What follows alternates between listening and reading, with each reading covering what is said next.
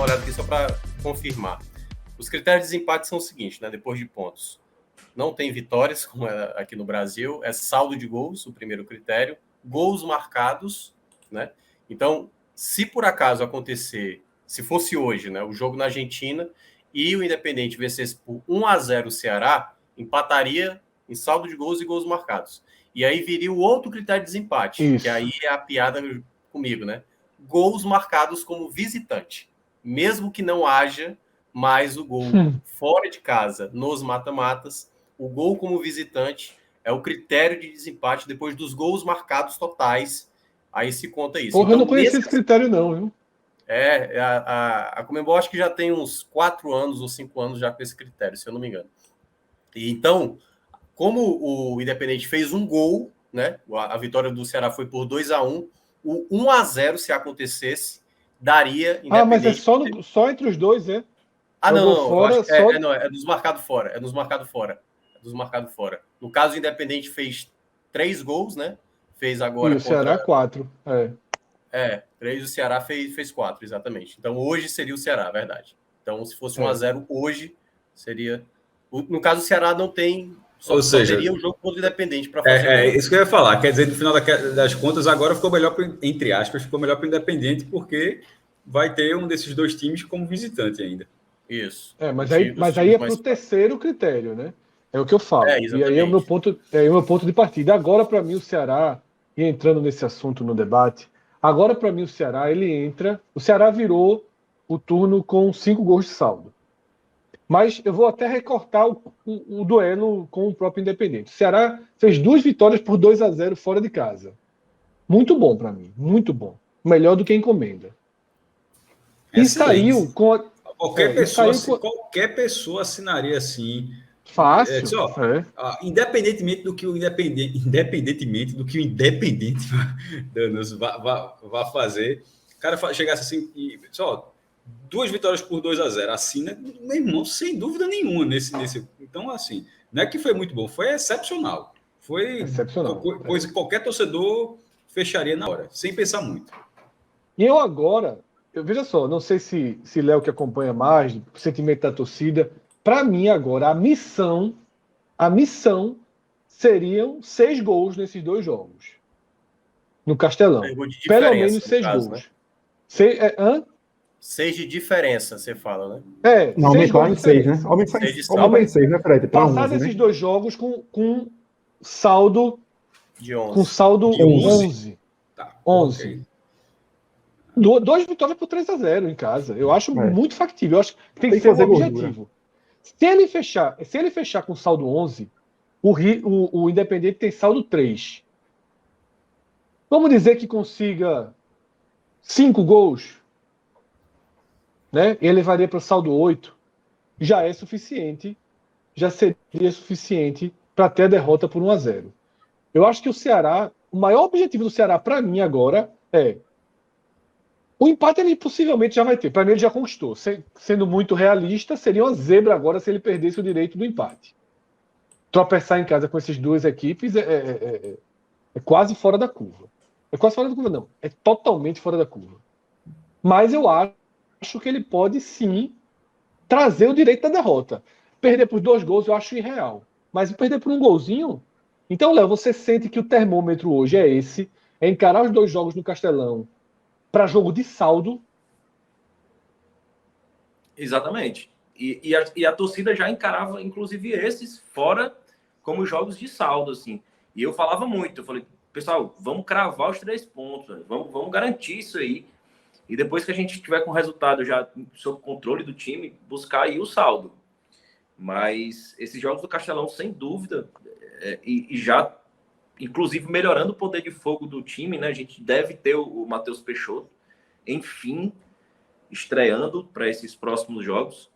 Então, é uma expectativa que o poder de fogo do clube, do time, seja maior e, consequentemente, a gente consiga obter um saldo e levar esse resultado para a Argentina na medida do possível controlado. Eu também acredito, o Independente teve muita dificuldade, apesar dos resultados também ter sido conquistado contra o Laguaira e o Cabalheiro também. Eles só fizeram 2-0, né? Mais dificuldade que o Ceará nesses jogos. Isso, é um time mais com mais dificuldades que o Ceará para apresentar um futebol assim. Eu acredito que é possível também um tropeço aí e a missão se tornar menos complicada para o Ceará. E, aliás, Fred, eu acho que o que pode dar o tom mesmo é a quinta rodada, porque os dois vão ser mandantes contra duas equipes eliminadas, né?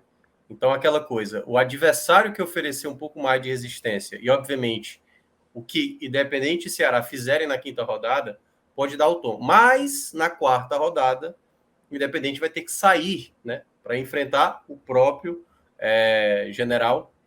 O General também já praticamente eliminado e tudo mais. Então, eu acho que isso pode dar um favorecimento na quarta rodada. Eu acho que é mais propício, na teoria falando, o Ceará ampliar mais o saldo dele na quarta rodada do que o Independente. Aí, na quinta rodada, vai depender da intensidade de cada um, porque o Independente pode fazer mais, o Ceará pode fazer mais. Que aí é onde vai pesar eu acho que o desenho a gente vai ter para a rodada final. Seu Flor, ele colocou aqui um item no chat que é interessante, né? Os times já vêm para cá eliminados, devem mandar time B. No caso, o River também... o River, eu já chamei de River algumas vezes. O Independente também deve... Essa lógica valeria para um jogo do Independente. Né? O jogo fora é mais natural que o time jogue com seus titulares. Mas também não sei, né, sobre a agenda, não estou mergulhado na agenda, né, desses dois clubes, porque às vezes a cultura de disputar Sul-Americana, Vera, de ganhar a rodagem internacional, ela é bem importante. É onde entra aquele problema, né, que a gente já bateu na tecla, Fred, da competição, né?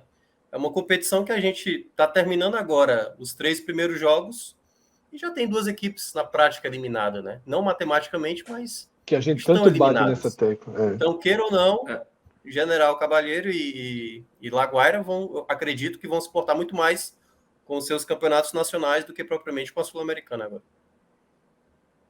Fred, só desculpa aí, só trazendo uma pergunta aqui do chat, rapidinho, que o Gabriel Agostinho falou, que o Matheus Peixoto, se ele foi inscrito na Sul-Americana, que se não se engana, ele não foi inscrito. Eu não sei se ele foi inscrito ou se ainda existe tempo hábil de ser inscrito, mas ele vai jogar Sul-Americana. Ele, inclusive, a expectativa é que ele tivesse à disposição para esse jogo de hoje. Então, assim, o Ceará deve contar com ele para a Sul-Americana, sim. A inscrição pode ser feita ainda. Pois é. A inscrição pode ser feita, não tem essa restrição, não. Deve ter sido feito já. Uma pergunta importante, tá? Rafael Ferreira pergunta o seguinte: e se o Ceará se complicar na Série A, ele pode acabar poupando nesses 2 jogos mais fáceis? Como é que a gente dosa isso? Cara, vale força máxima para golear? Veja só, posso responder essa ou pelo menos mais? Eu acho que o Ceará, essa campanha, apesar de Fred ter falado essa questão do saldo, dá o Ceará tem que ser 100% na primeira divisão. Não tem que poupar na primeira divisão. Nesses jogos, ele pode dosar durante a partida. Até porque, veja só, o resultado de hoje foi obtido por um Ceará, entre aspas, alternativo. Por linhas tortas. Era um Ceará alternativo também. Então, e mesmo assim foi capaz de conseguir o resultado. Imagine time sem nenhum desfalque.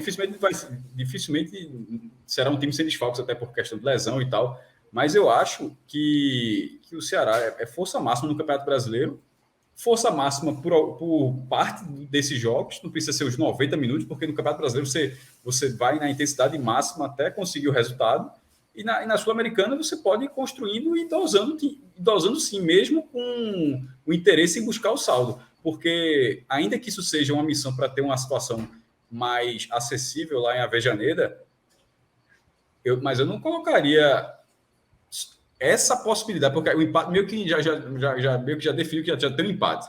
Eu não colocaria o brasileiro em risco até esse jogo da Avejaneda para trocar esse empate com a possibilidade de perder por um gol de diferença, que seria uma vantagem muito maior, sem dúvida. Mas não a ponto de fazer com que, minimamente, que prejudicasse a primeira divisão. Eu não faria isso nunca, nesse caso do Ceará. Até para ter acho que aí a gente vai ter até para ter ser feito de time titular e reserva e essa discrepância, teria que realmente no Ceará ter um time titular muito superior do que os reservas, né? E tem vários reservas que já jogam E a aí, como foi nesse disposição, jogo. Cauê, o time não está à disposição, por isso que eu falei. O time que jogou hoje, em tese, é um time quase alternativo. É quase que essa visão é quase que a gente contar que, tipo, não tem banco. E não é isso. O Ceará tem um elenco, claro. Você tem em algumas posições ou outras a deficiência pode ser maior, numa peça ou outra.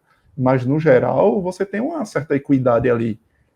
Claro, se você poupar Vini é uma coisa. Aí você tem uma grande perda técnica. Mas, no geral, você consegue, em algumas posições, fazer uma substituição sem ter essa grande perda, sobretudo diante de adversários mais fragilizados. E, além do que, você, muitas vezes, quando você coloca um reserva no jogo desse, o cara quer ter aquela oportunidade também de mostrar serviço, né? Às vezes dá mais resultado até do que propriamente o cara que tá lá, carimbado, é o titular sempre, e, pô, é mais um jogo. Eu acredito que esses jogos vai depender, né, claro, da sequência dos resultados da Série A e tudo, mas tudo também vai depender também da recuperação de atletas, né? O Peixoto, por exemplo, que pode estar disponível, quem sabe, para o jogo do final de semana contra o Red Bull Bragantino. A gente não sabe, ele não joga, acho que desde novembro, né, Léo? Acho que desde novembro que o Peixoto não joga. Isso, desde novembro.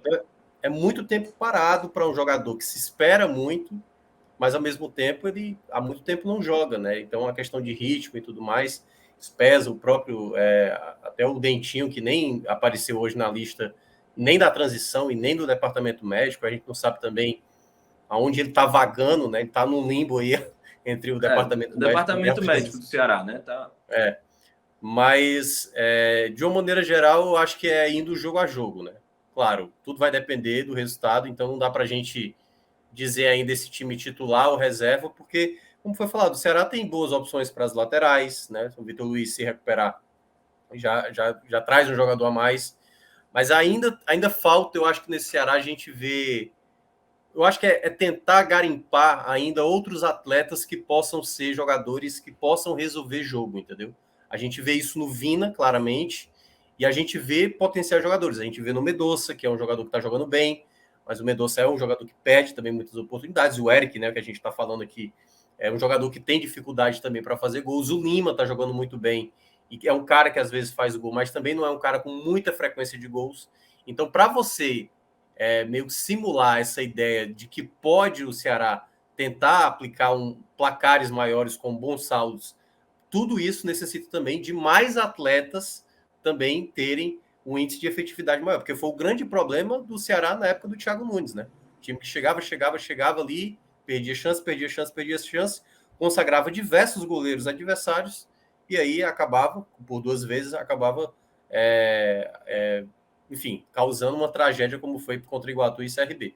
Então, acho que vai depender muito aí da evolução do time, mas o Ceará vai entrar com um favoritismo amplo nesses 2 jogos em casa para ter um saldo melhor e chegar com a vantagem de, quem sabe, poder até perder para o Independente na última rodada.